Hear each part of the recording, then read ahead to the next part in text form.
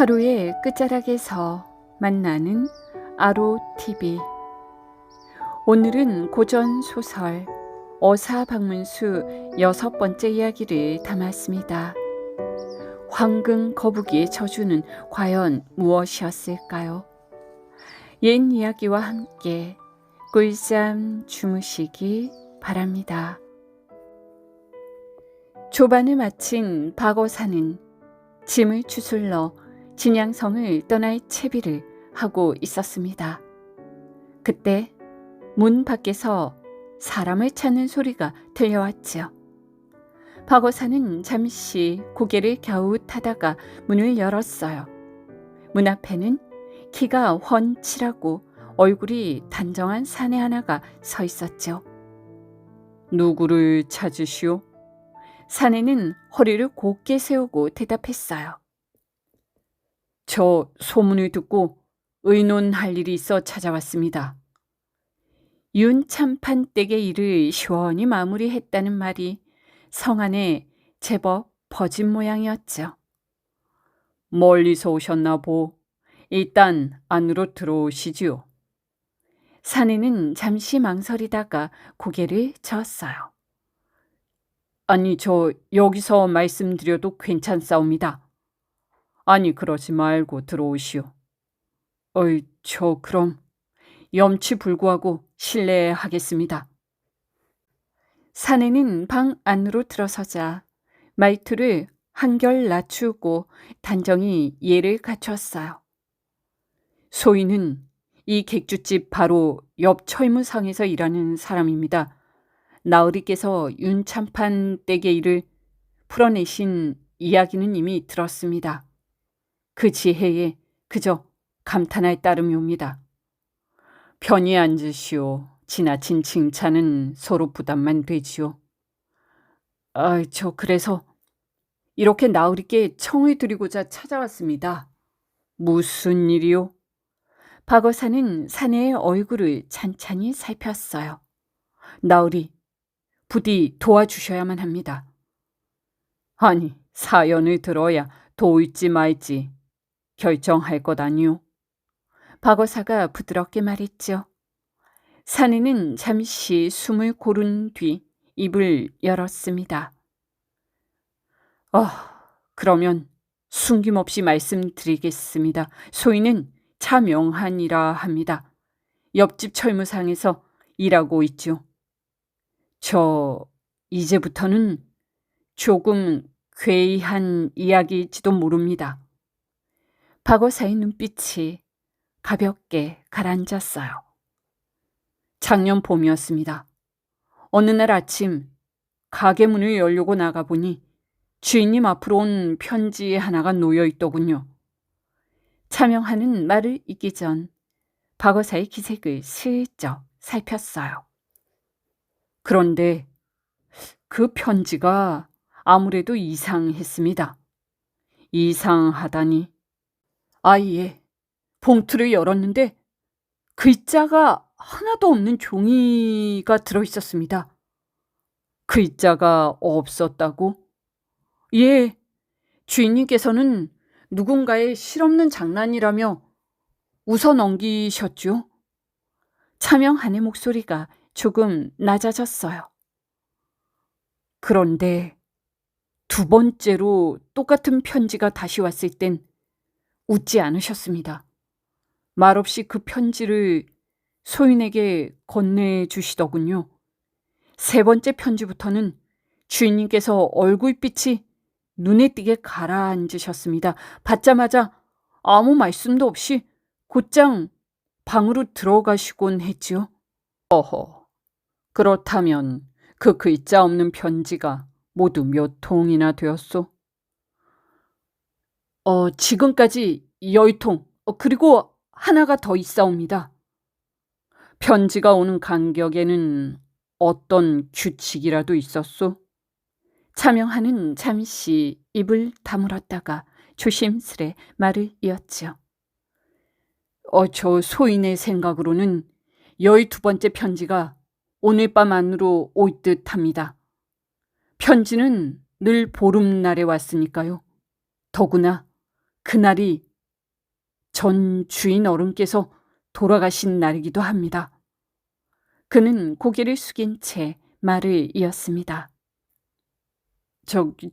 나으리께서야 뭐 편지쯤 대수롭지 않다 여기실 수도 있으시겠습니다마는, 아휴, 이상하게도 그 편지가 오기만 하면 집안 공기가 확 달라져 버립니다. 차라리 뭐 좀 돈을 내라거나 물건을 달라거나 하는 글들이 적혀 있다면 마음이라도 놓이겠으나, 아무것도 없이 이렇게 백지장을 보내니 누가 무엇을 어떻게 언제까지 요구하는지 짐작조차 할 수 없어 매우 두려울 뿐이옵니다. 허허, 참으로 괴이한 일이로군. 그렇습니다. 글자 없는 편지가 올 때마다 주인님께서는 마음을 다잡지 못하고 병석에 눕곤 하셨습니다. 동네 사람들 사이에서는 괜히 입 밖에 내기 꺼리며 사람 잡는 부적이 아니냐 하는 말까지 돌았지요.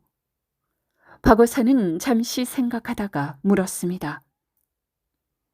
아니, 속지는 백지라 하더라도 봉투에는 주소가 적혀 있을 터인데. 예. 언제나 빠짐없이 적혀 있었습니다. 그런데 말입니다. 더 수상한 것은 지금까지 온 11통의 봉투가 마치 한 사람이 같은 날, 같은 붓으로, 같은 시각에 한 번에 쭉 쓴 듯 똑같다는 점이옵니다. 피체 또한 오래 손에 익은 사람의 글씨였죠. 봉투가 늘 같았다는 말이요? 예, 그러하옵니다. 글씨는 낯선 것이었소? 전혀 모르는 피적이었습니다. 사내의 글씨로 보였소? 예. 종이와 봉투는 어떤 것을 썼소? 시중에서 흔히 쓰는 화선지였습니다. 마침 한 통을 가져왔으니 참고로 보십시오.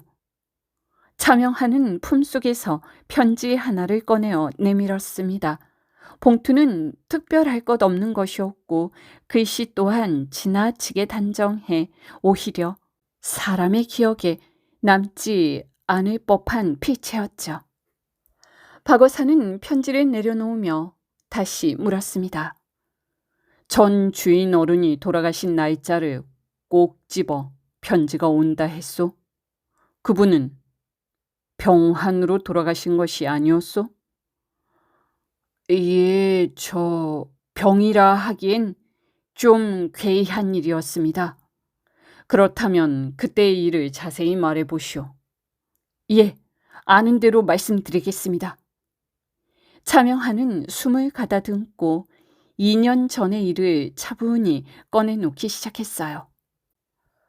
전 철물상 주인 김동석은 손재주가 좋고 성실하여 쇠붙이를 맡기면 늘 사람 마음까지 함께 다듬어 준다 하여 이웃 골까지 이름이 알려진 사람이었죠. 그 무렵 진주 부사는 임진왜란 때 큰 공을 세운 의병장의 후손이었는데 선조대왕께서 그 공을 기리는 뜻으로 후손인 진주 부사에게 황금 거북이 한 점을 하사하셨습니다.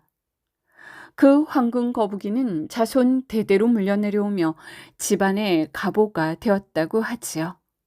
그러던 어느 날 진주 부사는 그 거북이를 다시 살펴보다가 마음에 걸리는 점 하나를 발견했어요. 임진왜란 때 의병장이었던 조상의 이름이 그 어디에도 새겨져 있지 않았던 것이었죠. 허허, 이렇게 귀한 물건에 정작 주인의 이름이 없으니 어찌 허전하지 않겠는가.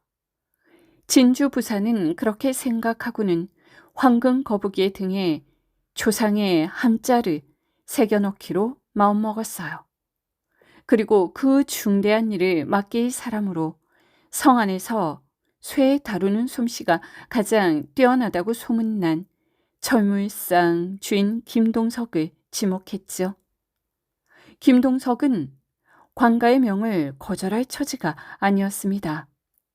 그는 부사가 정해준 글자를 그대로 황금 거북이 등에 새기는 일을 맡게 되었어요. 일이 벌어진 것은 관가의 하인이 황금 거북이를 김동석의 집에 두고 간 그날 밤이었습니다. 김동석은 평소보다 문단속을 몇 겹이나 더 하고 잠자리에 들었죠. 귀한 물건을 맡아둔 탓에 마음이 편치 않았던 것이었습니다. 그러나 새벽녘 그가 평소보다 이르게 일어나 가게 문을 열고 확인해 보았을 때 아이코야, 황금 거북이는 온데간데 없이 사라지고 없었습니다. 큰일이었죠. 하인과 계집 종년할 것 없이 집 안팎을 샅샅이 뒤지고 곡간과 장독대미까지 살펴보았으나 끝내 거북이는 나오지 않았습니다. 김동석의 눈앞이 캄캄해졌죠. 진주 부사가 목숨처럼 아끼는 보물을 잃어버렸으니 이 일은 돈으로 무마할 수 있는 성질의 것이 아니었습니다. 온 집안이 뒤집힌 가운데 김동석은 머리를 싸쥐고 자리에 눕고 말았습니다. 아무리 생각해도 도무지 짐작조차 할 수 없었지요. 그날 밤 철물상의 책임을 함께 맡고 있던 최명대와 김동석은 나란히 목을 메어 세상을 뜨고 말았습니다. 그날은 마침 보름날이었죠. 사람들은 그들이 스스로 목숨을 끊어 사또에게 마지막으로 사죄한 것이라 수군거렸습니다. 이튿날 진주 부사는 급히 소식을 듣고 철물상으로 달려왔습니다. 그러나 책임을 물어야 할 장본인들이 이미 죽고 없으니 이제와 누구에게 죄를 물을 수 있겠는가 하는 것이었죠.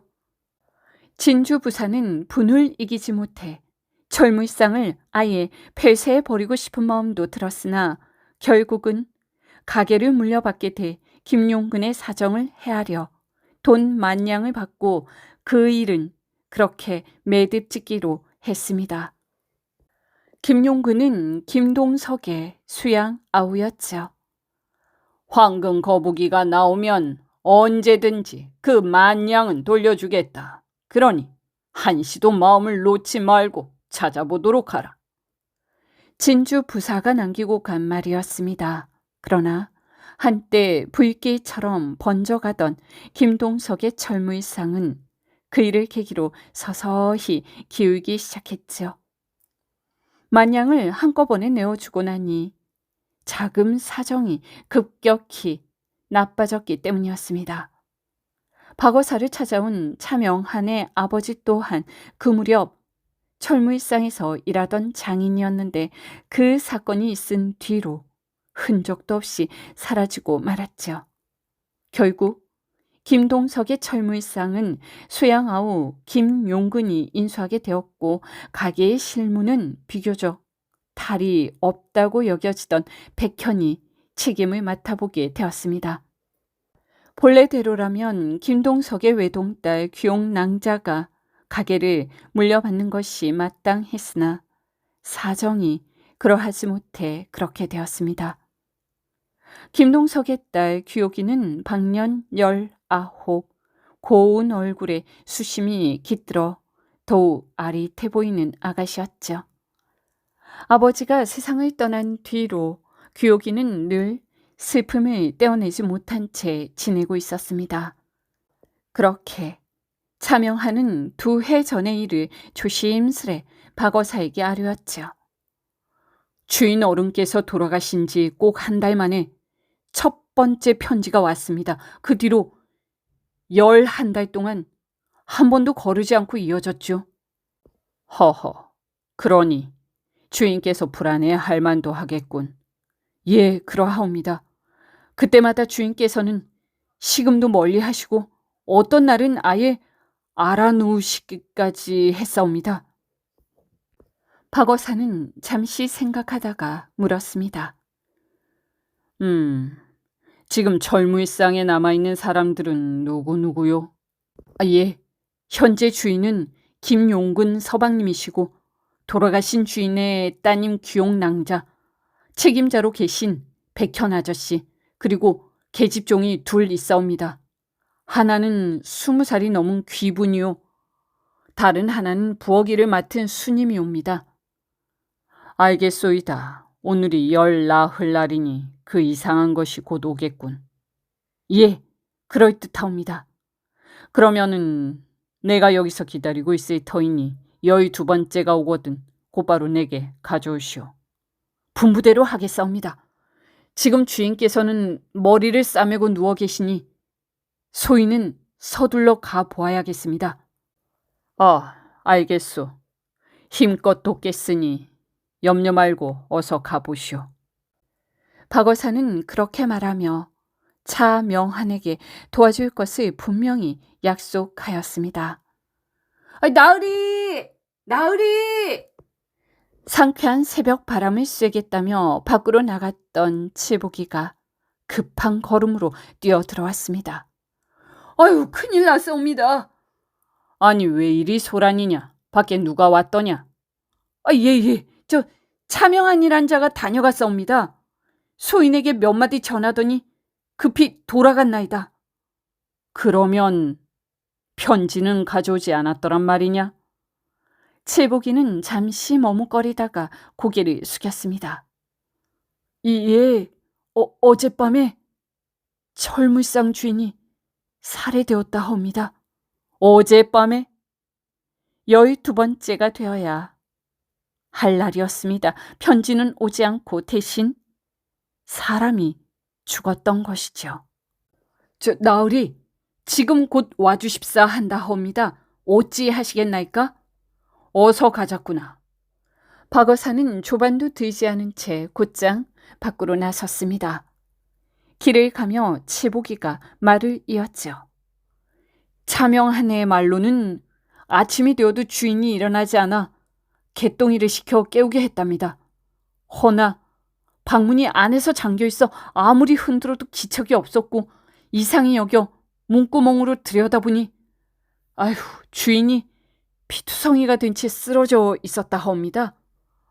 그렇다면 혹 자결은 아니겠느냐? 그 편지로 인한 공포 때문에 말이다.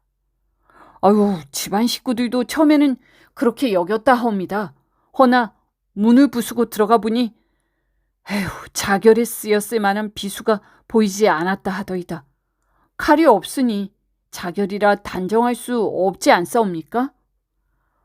그렇지. 칼이 없으면 자결이 아닐 수도 있겠구나. 철물상 앞에는 이미 관가에서 나온 포졸들이 모여 웅성대고 있었습니다. 박어사가 대문 앞에 이르자 차명한이 달려나왔습니다. 나으리, 어서 오십시오. 소인의 주인께서는 어젯밤 자결하셨나이다. 소인은 혹여 이런 일이 생기가 염려하고 있었사온데 기어이. 자결이라? 내가 듣기에는 타살이라 하던데 잘못 들은 것이오? 아니옵니다. 장롱과 벽 사이에서 자결한 칼이 발견되었사옵니다. 칼이? 칼이 분명 나왔소? 예, 나왔사옵니다. 박어사는 미간을 좁히고 잠시 생각에 잠겼어요. 없다던 칼이 이제 와서 나왔다니. 차명한이 그를 이끌고 대문 안으로 들어가려 하자 사령 하나가 앞을 가로막았어요. 어디를 들어가려는 것이오? 나는 이 댁에서 청을 받은 사람이오. 이 일을 해결해 달라는 부탁을 받았소이다. 아유, 그런 일이라면 돌아가시오. 일은 우리가 알아서 처리할 것이니. 사령의 말투에는 너희가 알게 뭐 있느냐 하는 기색이 서려 있었습니다. 칠복이의 주먹이 쥐어졌다 풀어졌다 하는 것을 보고 박어사는 빙그레 웃으며 눈짓으로 제지했죠. 그러지 말고 잠시만 들여보내주시오. 혹시 당신들이 놓친 것을 내가 찾아낼지도 모르지 않소? 하하이 참. 아니, 안 된다면 물러가면 될 일을 왜 이리 말이 많소? 보아하니 그만한 것 쯤은 알만한 양반 같은데 괜히 괜히 분란에 만들지 말고 돌아가시란 말이오.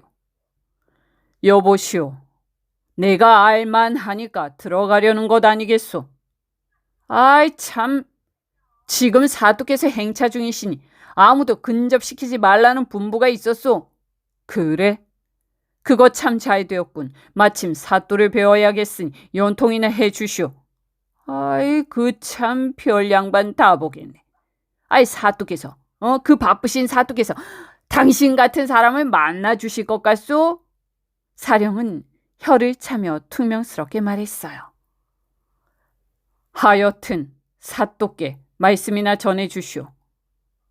안 된다 하지 않았소? 안 된다고. 사령은 말이 끝나기도 전에 박어사를 거칠게 떠밀었습니다. 이놈이 어디다 손을 대는 게냐? 감히 우리 나으리를 미치다니. 오라만 칠복이의 말이 끝나기 무섭게 문을 지키던 사령 하나가 저만큼 나가 떨어졌습니다. 이놈들 웬 행패냐? 다른 사령 서너 명이 달려들었으나 이내 그들 역시 바닥에 나 뒹굴고 말았죠. 어느새 동네 사람들이 빙 둘러서서 구경하고 있었어요. 오늘은 철물상 안보다 이쪽이 더 볼만하다는 눈치였습니다. 밖이 왜 이리 시끄럽느냐? 안에서 호통이 들려왔죠. 사또, 소란을 피워 송구스럽게 이를 데 없사옵니다. 아전 하나가 밖을 내다보더니 황급히 안으로 들어갔어요. 잠시 후 진주 부사가 모습을 드러냈죠. 박어사는 곧바로 땅에 부복하고 품에서 편지 한 통을 꺼내어 두 손으로 바쳤습니다. 그것은 광주 목사가 써준 글이었죠. 광주를 지나 이곳으로 오게 되었사옵니다. 그곳 사또께서 써주신 글이옵니다. 박어사는 한결같이 겸손한 태도로 말했어요. 진주 부사는 편지를 받아들고 있다가 이내 고개를 들어 박어사의 위아래를 찬찬히 훑어보았죠. 글에는 박어사가 해결한 여러 사건과 그 지혜로움 그리고 사람됨에 대한 칭찬이 적혀 있었습니다. 읽고 편지를 다 읽은 부사는 사령들을 향해 호령했죠. 이놈들아, 어찌하여 이리 무례하게 하였느냐? 사람을 제대로 알아볼 줄 알아야 할 것이 아니냐? 아니옵니다, 사또. 저 아이들은 맡은 바 직무를 충실히 하고 있었을 뿐이옵니다. 공께서는 지나치게 겸손하시오. 사또 앞에 이렇게 서 있는 것만으로도 소인은 송구스러울 따름이옵니다. 공께서 이렇게 와주시니 고맙기 그지없소. 나는 이런 일을 도무지 감당할 수가 없으니 부디 공께서 이 사건을 맡아주셔야겠소. 과분한 말씀을 주셔서 감사하옵니다. 비록 가진 것 없이 방방곡곡을 떠돌며 이를 엿보고 다니는 몸이오나 이런 일에는 성미가 동하여 앞뒤 가리지 않고 뛰어드는 바람에 관속들의 미움을 산 적도 많았지요. 하하하. 그러니 더더욱 부탁하겠소이다. 박어사가 철물상 안으로 들어서자 중년의 사나이 하나가 나와서 공손히 맞이했지요. 어서 오십시오. 소인은 백현이라 하옵니다. 그대가 이 가게의 책임자로 있소? 예, 그렇사옵니다. 그때 곁에서 지켜보던 진주 부사가 조심스레 입을 열었어요. 박공, 말씀을 조금 낮추어 주시오. 이들은 모두 내 성 안에서 일하는 사람들이라 듣기에 명구스럽소이다. 진주 부사는 진정으로 송구한 기색을 띠고 말했습니다. 알겠습니다, 사또. 박어사는 미소를 지으며 고개를 끄덕였죠. 우선 주인 방부터 살펴보아야겠네. 그의 말에 백현이 앞장섰습니다. 주인의 방으로 향하는 길목에서 박어사는 달빛처럼 환하고 꽃처럼 고운 처자 하나와 마주쳤지요. 처녀는 그를 보자마자 황급히 고개를 숙이고 자리를 피했어요. 돌아가신 주인 어른의 따님 귀용낭자요입니다. 차명하니 얼굴을 붉히며 말했지요. 두 사람의 눈길이 스쳤다 떨어지는 모양새로 보아 서로 마음을 둔 사임이 분명해 보였습니다. 김용근의 방은 다행히도 손상 없이 그대로 보존되어 있었죠. 방 안에는 피가 흥건히 고인 채 김용근의 시신이 누워 있었습니다. 박어사는 한동안 말없이 그 모습을 바라보다가 차명한을 향해 조용히 물었어요. 이 방을 처음 발견했을 때의 모습을 한치도 숨김없이 말해보시오. 칼은 어디 있소? 예, 여기 있사옵니다. 그렇다면 이 칼이 장롱과 벽 사이에 끼어 있었다는 말이오? 예, 맞습니다. 새벽에는 아무것도 보이지 않았사온데 얼마 뒤 차명하니 장롱 틈을 살피다 이 칼을 찾아냈나이다. 허나 나으리, 돌아가신 분께서 어찌 그곳에다 칼을 두었겠사옵니까? 무슨 연유로 그런 데에 숨겨두었는지 도무지 알 수가 없사옵니다. 백현은 말을 고르듯 조심스럽게 아뢰었어요. 그런 의심이 드는 것도 무리는 아니오. 나 또한 그 점이 가장 마음에 걸리는 바요. 박어사는 곧바로 칠보기를 불렀지요. 칠보가 장롱과 벽 사이를 잘 살펴보아라. 핏자국이 남아있는지. 칠보기는 몸을 낮추고 칼이 나왔다는 자리를 하나하나 짚어보았습니다.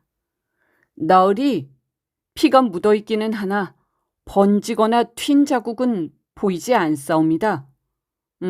그렇다면 칼을 휘둘러 찌른 것이 아니라 살그머니 밀어넣은 모양이로군. 박어사는 잠시 생각에 잠기더니 뜬금없이 다른 것을 물었어요. 이 옆방에는 누가 거처하오? 예, 아가씨가 계시옵니다. 산것의 집이라 별당을 따로 두지 못하고 그 방에서 지내고 계시옵니다. 백현의 대답이었죠.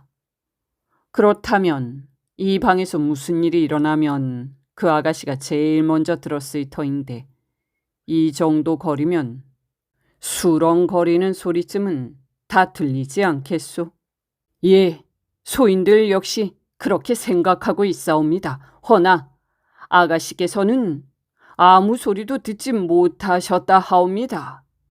만약 김용근이 살해된 것이라면 조그만 비명소리라도 들렸을 게 아니옵니까? 칠보기까지 끼어들어 제 생각을 이야기했습니다. 이렇게 놓고 보면 귀용낭자가 가장 의심스러운 인물이 되는 셈이었죠. 선친이 변사한 뒤 자신에게 돌아올 가산을 모조리 가로챈 사람이 김용근이었으니 원망이 없을 리 없었습니다. 더구나 피 한 방울 섞이지 않은 남남이 아니던가 말이죠. 그러나 박어사는 귀옥을 의심하기에 앞서 먼저 이 칼부터 따져보기로 마음먹었습니다. 이 칼은 누구의 것이오? 백형과 차명하니 거의 동시에 대답했어요. 예, 주인 어른의 칼이옵니다. 평소에는 문갑 속에 넣어두시던 물건이옵니다. 자주 쓰던 칼은 아니겠구나. 예, 날이 무뎌 잘 쓰지 않고 처박아 두신 듯하옵니다. 박어사가 문갑 서랍을 열어보니 그 안에는 칼집만 덩그러니 놓여 있었어요.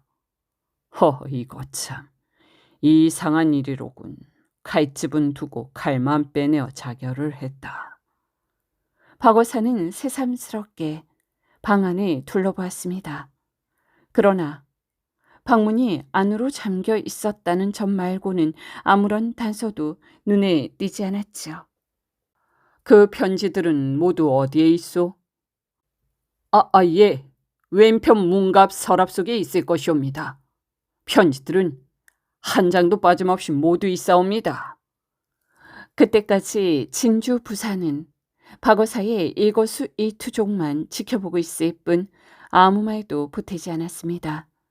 자연히 이 일의 총지휘는 박어사의 몫이 되었죠. 박어사는 문갑 서랍을 열어 그 안에 든 편지들을 모조리 꺼내 놓았어요. 모두 같은 종이, 같은 크기, 같은 빛이었습니다. 세심히 견주어 보니 글씨는 서툴러 보이면서도 마치 인장을 찍어낸 듯 한 획도 어긋나지 않았죠. 참으로 이상한 일이로군. 필체를 자세히 들여다보니 획을 긋는 손놀림은 어색했으나 글씨의 모양새만 놓고 보면 달필이라 해도 무방할 정도였어요. 박어사는 봉투 속에서 편지지를 하나하나 꺼내 보았습니다. 그 모습을 보는 순간 그는 연민을 금할 수 없었습니다. 어떤 것은 심하게 구겨져 있었고 어떤 것은 반쯤 불에 그슬려 있었으며 또 어떤 것은 약물에 담갔다 꺼낸 듯 흐물흐물했습니다. 김용근이 글자를 드러내 보려 온갖 방법을 다 써본 흔적이 분명했죠. 얼마나 마음이 몰렸기에 이런 짓까지 해보았단 말인가. 박어사는 한동안 말없이 앉아있다가 차명한을 바라보며 물었습니다. 이 집에서 그를 모르는 사람은 누구냐? 계집종들과 개똥이가 그를 모르는 줄로 아려옵니다. 박어사는 방을 나와 앞마당으로 향했어요. 우물가에 다다르자 우물 가장자리의 돌에는 이끼가 두텁게 끼어 있었고 안쪽은 깊이를 가늠할 수 없을 만큼 어두워 보였습니다. 집 안팎을 찬찬히 살핀 뒤 박어사는 본격적으로 집안 사람들을 불러 심문하기로 했지요. 먼저 귀용 낭자가 불려나왔습니다. 그녀는 박어사 앞에 단정히 앉아 고개를 깊이 숙였습니다. 아가씨, 지금 형편으로 보아 아가씨의 입장이 몹시 불리하게 되었소. 그러니 숨김없이 대답해 주시오. 예, 그러겠나이다. 귀옥의 목소리는 모기 소리처럼 가늘었습니다. 어제 저녁부터 오늘 새벽 사이에 옆방에서 무슨 소리를 듣지 못하였소? 소녀는 본래 한 번 잠이 들면 새벽까지 깨지 않고 자옵니다. 하운데 어제 초저녁쯤이었나이다. 아저씨께서 거처하시는 방에서 신음소리 비슷한 것이 들린 듯도 하옵니다. 분명 신음소리가 들렸단 말이오? 그렇다면 묻겠소. 아가씨는 고인을 어떤 마음으로 보고 있었소? 원망스럽지 않았겠소? 귀옥은 아무 대답도 하지 못한 채 얼굴만 붉혔습니다. 박어사는 그 이상 묻지 않았죠. 귀옥에 대한 신문은 거기까지였어요. 이어서 그는 개똥이를 불렀습니다. 네가 개똥이냐? 예, 그러하옵니다. 그러면 나를 따라오너라. 박어사는 얼음얼음 따라오는 개똥이를 데리고 마당 밖으로 나갔어요. 네가 주인이 죽은 것을 가장 먼저 보았다고 했느냐? 그러하옵니다, 나으리. 그렇다면 처음 주인을 보았을 때 오른손에서 무엇인가 번쩍이는 것을 보았느냐? 개똥이는 고개를 갸웃하더니 잠시 생각에 잠겼어요. 이제와 곰곰이 생각해보니 그런 것이 있었던 듯도 하옵니다. 허나 워낙 갑작스러운 일이라 자세히는 기억이 나지 않사옵니다. 그렇다면 날이 잘 선 칼이 있었느냐? 아니옵니다. 허나 양쪽 날이 다 서 있는 창칼 하나는 있었사옵니다. 주인께서는 그 창칼을 늘 피통 속에 이렇게 꽂아 두셨나이다. 박어사의 눈빛이 미세하게 달라졌어요. 그렇다면 그것이 지금도 그대로 있는지 어서 가보자꾸나. 두 사람은 곧장 고인의 방으로 들어갔습니다. 피통을 들여다보니 그 안에는 분 몇 자루만 가지런히 꽂혀 있을 뿐 말하던 창칼은 보이지 않았습니다. 오라, 나으리 이상하옵니다.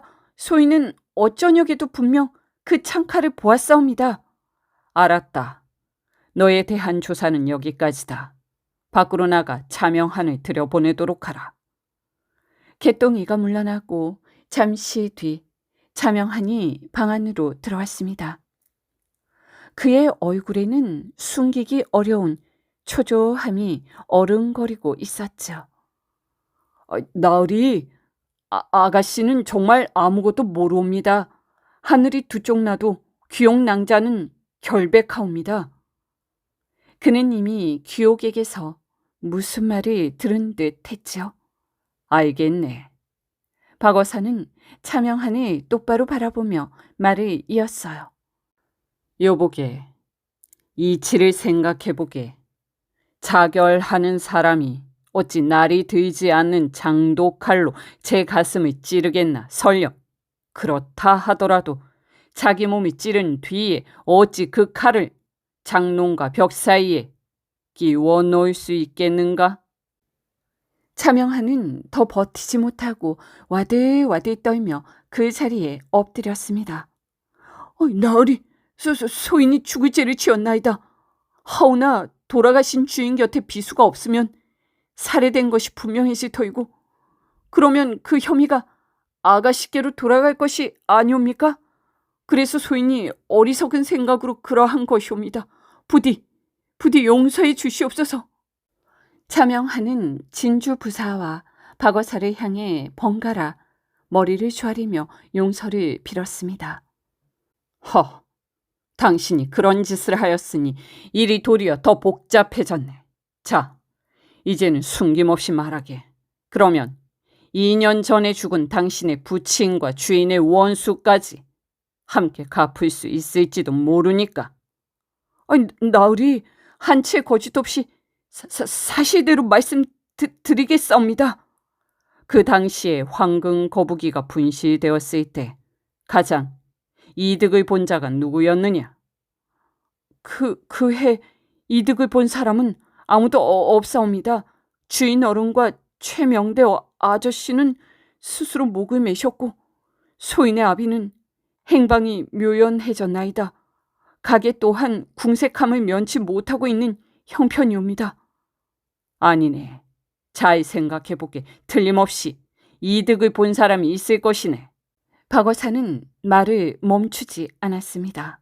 가령 김용근만 하더라도 이득을 크게 본 것이 아니겠는가? 이만한 가게가 하룻밤 사이에 그의 손에 들어왔으니 말이세. 그렇다면 김용근을 원망한 사람이 정말 아무도 없었을까? 주인 어른을 원망하다니요? 그런 사람은 없사옵니다. 아니야, 분명 원한을 품은 자가 있네. 말하자면 자네도 그 가운데 하나일 수 있지. 순간 차명한의 얼굴이 새파랗게 질렸습니다. 그 밖에도 죽은 최명대의 식솔들 그리고 귀요기가 있지 않겠는가? 나으리 아니옵니다. 아가씨는 심성이 지극히 곱고 남을 원망할 뿐이 아니옵니다. 또 최명대 아저씨는 혈육 하나 없는 몸이옵니다. 이제 되었네. 나가거든 계집종들을 들여보내게. 잠시 뒤 두 계집종이 불려 들어왔어요. 그중 부엌 일만 맡아 하던 순임이는 박어사의 눈길을 거의 끌지 못했습니다. 박어사는 순임이에게 몇 마디 상투적인 말을 묻고는 곧바로 물러가게 하였죠. 그리고는 네 이름이 귀분이라 했느냐? 그러하옵니다. 그럼 당장 일어서거라. 네 방을 살펴보아야겠으니. 예? 왜 그러시옵니까? 귀분이는 놀라 얼굴이 하얗게 질려버렸습니다. 박어사는 그 반응을 놓치지 않았죠. 그저 한번 또 본 말이었으나 그 한마디로 이미 큰 수확을 거둔 셈이었어요. 무슨 곡절이 있기는 있는 모양이로구나. 귀분이는 박어사를 인도하며 허둥지둥 발걸음을 옮겼죠. 그녀의 방은 처녀의 거처답게 겉보기에는 말끔히 정돈되어 있었어요. 칠복이는 박어사의 지시를 받고 귀분이의 장롱을 뒤지기 시작했습니다. 진주 부사 뒤에 서 있던 귀분이의 얼굴은 이미 핏기가 가셔 거의 죽을 상이 되어 있었죠. 나으리, 이것 좀 보십시오. 칠복이가 들어올린 것은 벼루와 먹 그리고 붓이었습니다.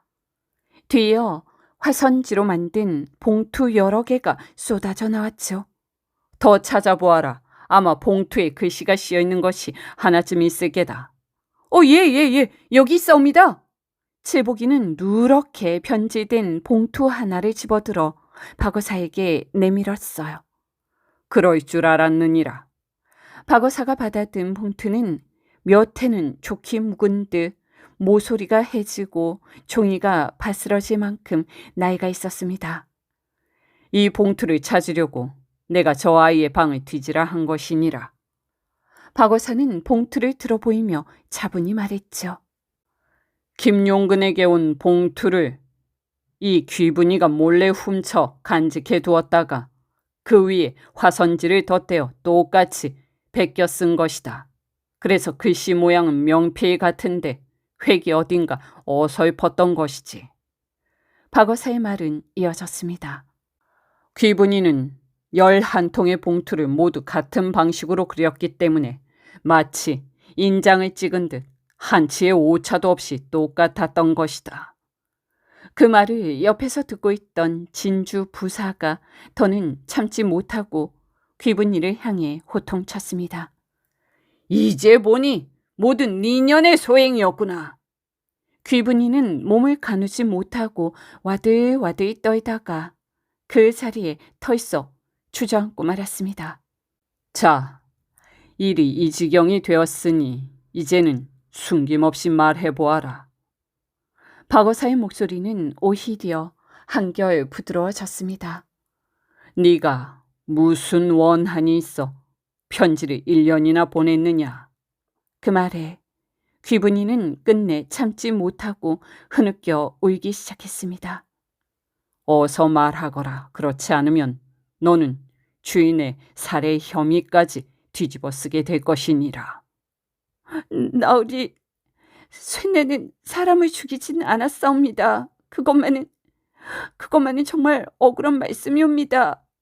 그렇다면 어서 말해보아라. 귀분이는 한참을 울다가 마침내 입을 열었어요.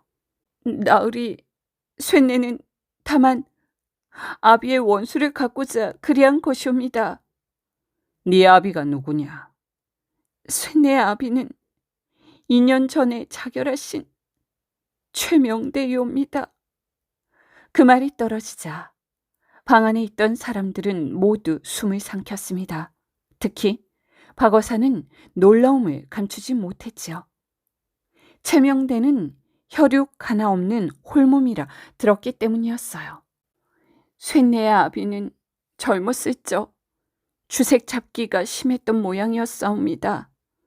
진주 기방에 그를 모르는 기생이 없을 정도였다고 하옵니다. 그러다 초월이라는 기생과 정이 깊어 아이 하나를 두었고 살림까지 차려주었다 하옵니다. 허나 엄격한 주인께 그 사실을 고하였다가 꾸중을 들을까 두려워 끝내 말하지 못하였사옵니다. 그 와중에 초월이가 신병으로 세상을 떠나자 10살이 된 아이를 계집종으로 불러 들였나이다. 그 아이가 바로 셋내이옵니다. 이 집에 들어온 지도 어느덧 10년이 가까워오지만 쇳내 부녀는 그 비밀을 돌처럼 지켜왔사옵니다. 그렇다면 어찌하여 주인께 그 사실을 밝히지 않았느냐? 기회가 닿으면 말씀드리려 하였사온데 그 사이 이 끔찍한 일이 먼저 벌어졌나이다.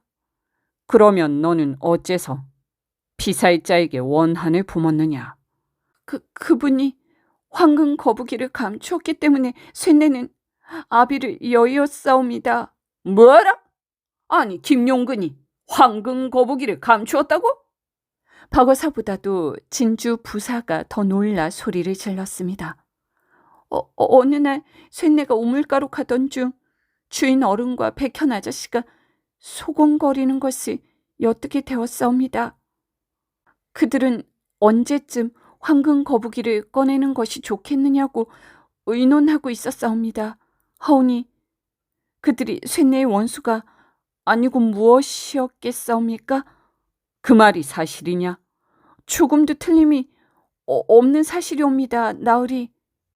아녀자의 몸으로 칼을 들고 덤벼도 소용없을 것이고 원망을 적어 보내도 비웃음만 살 것 같았사옵니다. 관가에 고하려 해도 증거가 없었기에 그런 짓을 저지를 수밖에 없었나이다. 편지 봉투에 관한 일은 아까 나으리께서 말씀하신 그대로이옵니다. 나으리, 이제 김용근이 쇳내의 백지 편지로 말미암아 목숨을 끊었으니 속이 시원하옵니다. 지하에 계신 아비도 기뻐하고 계실 것이옵니다. 하오니 내려지는 벌은 달게 받겠나이다. 귀분이는 울음을 머금은 채 그렇게 말했습니다. 참으로 깜찍하면서도 섬뜩한 일이었지요. 박어사는 귀분이의 행위를 떠올리며 혀를 내둘렀어요. 이제 겨우 20살도 채 안 된 계집아이의 짓이라기엔 너무도 잔인한 일이었기 때문이었습니다. 그때 밖에서는 칠복이가 백현을 붙잡느라 우당탕탕 소리가 요란하게 울리고 있었죠. 귀분이의 고백을 듣던 칠복이가 살그머니 밖으로 나가 백현을 붙잡으려 했던 것이었어요. 아니, 내가 어쨌다고 이러는 게야? 네가 범인이지? 무슨 소리야? 나는 아무 죄도 없다. 백현은 악을 쓰며 몸부림쳤습니다. 그때 사또가 마당에 이르러 사령들을 부르더니 눈을 부릅뜨고 호령했죠. 이 괘씸한 놈아, 너는 어찌 피살자인 김용근과 결탁하여 황금 거북이를 숨겨두었느냐? 그 일로 죄 없는 두 목숨이 사라졌는데도 네가 살기를 바랐더냐? 그러자 날뛰던 백현이 갑자기 소리내어 웃기 시작했습니다.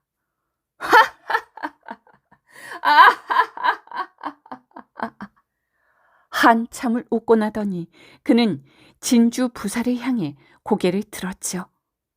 소인의 죄라곤 그것뿐이오. 그때 박어사가 입을 열었습니다. 나는 네가 김용근을 직접 살해하지 않았다는 것은 알고 있다. 김용근의 시신에는 2군데나 찔린 자국이 있었지. 2번이나 찔리면서 아무 반항도 하지 않을 사람이 어디 있겠느냐. 김용근은 백지 편지로 공포에 몰려 스스로 죽음을 택한 것이다. 상처를 자세히 살펴보니 양쪽으로 날카롭게 찢어진 흔적이 있었다. 그런데 주인 방에서 개똥이가 소리를 지르자 네가 가장 먼저 달려갔다. 자결한 시신을 본 순간 네 머릿속엔 한 가지 꾀가 떠올랐겠지. 귀옥에게 살인죄를 뒤집어 씌우기 위해 창칼을 숨기기로 한 것이다. 귀옥이 죄를 받게 되면 이 가게는 네 차지가 되니 해볼 만한 일이 아니었겠느냐? 아니요, 나는 그런 짓을 하지 않았소이다. 허허, 그래도 아직 이시지고를 하지 못하겠느냐? 잠시 후면 칠복이가 우물에서 그 창칼을 건져 올릴 것이다. 오늘 아침 네가 우물가에서 서성거리던 것이 바로 너의 시책이니라. 박어사의 말이 끝나기 무섭게 칠복이는 우물에서 창칼을 끌어올렸습니다. 그것을 본 백현의 얼굴이 순식간에 흉측하게 일그러졌죠. 그래, 그 창칼은 내가 간주었다. 하지만 그게 무슨 큰 죄가 된단 말이냐. 백현은 성난 이리처럼 이를 드러내며 대들기 시작했습니다. 명하니 있네 이놈아. 니놈이 이 가게를 차지해보려고 이 수작을 부렸느냐. 백현이 악을 쓰자 박어사가 호통을 쳤습니다. 잠자코 있지 못하겠느냐. 차명하니에게는 만냥의 돈이 들어오니 이 가게는 다시 번창해질 것이다. 그러니 다른 걱정은 말아라. 황금 거북이가 나올 것 같아서 어림도 없는 말 마시오. 그것은 이미 오래전에 가루가 되었으니까. 그게 사실이었다? 그렇소. 그럼 내가 찾아낸다면 어찌하겠느냐? 재주 있으면 찾아보시오. 그리고 또 하나 물을 게 있다. 차명한의 아비는 어떻게 했느냐? 아유, 어째 그것을 이제야 묻소? 백현은 미치광이처럼 이리저리 서성거렸습니다. 박어사는 더 이상 말을 섞을 가치가 없다는 듯 조용히 우물가로 걸어갔지요. 칠보가 저기 가장 많이 삐져나온 돌을 빼내어 보아라. 칠보기는 돌을 뽑아내고 손을 넣어 우물 안을 더듬었습니다. 잠시 후 그의 손에 무엇인가가 걸려 나왔죠. 나으리! 있사옵니다. 여기 황금 거북이가 있사옵니다. 흙이 잔뜩 묻어 있었으나 금빛은 조금도 흐려지지 않은 거북이였지요. 아유, 박공! 참으로 감사하오. 이 은혜를 무엇으로 갚아야 할지 모르겠소. 진주 부사가 박어사의 손을 붙잡으며 치하하기에 바빴습니다. 그러나 박어사는 차분히 말했지요. 사또, 저놈에게는 차명한의 아비를 죽인 죄도 있으니 끌고 가 엄히 다스려 주십시오. 아이고, 여부가 있겠소이까. 박공의 해안에 이 몸은 그저 탐목할 따름이오. 진주 부사는 끝내 사양하는 박어사에게 후한 대접으로 정성을 표하였습니다. 이튿날 박어사와 칠복이는 아쉬움을 감추지 못하는 진주 부사의 전송을 받으며 진양성을 떠났지요. 이 이야기는 괴이하면서도 단순한 편지와 황금 거북이를 둘러싼 사건을 통해 인간의 탐욕과 침묵이 어떻게 비극을 낳을 수 있는가를 보여주는 것 같습니다. 황금 거북이는 본래 복을 상징하는 보물이었지만 이를 숨기고 독차지하려는 순간부터 사람의 목숨을 앗아가는 저주가 되었습니다. 권력자는 체면을 이유로 진실을 외면했고 관리자는 욕심으로 그 틈을 이용했으며 약한 자들은 말할 수 없다는 이유로 희생되었습니다. 그렇게 이 이야기 속에서 사람을 죽인 것은 칼만이 아니었지요. 아무 글자가 없는 편지, 곧 공포와 침묵이 사람을 몰아붙여 죽음에 이르게 하기도 했습니다.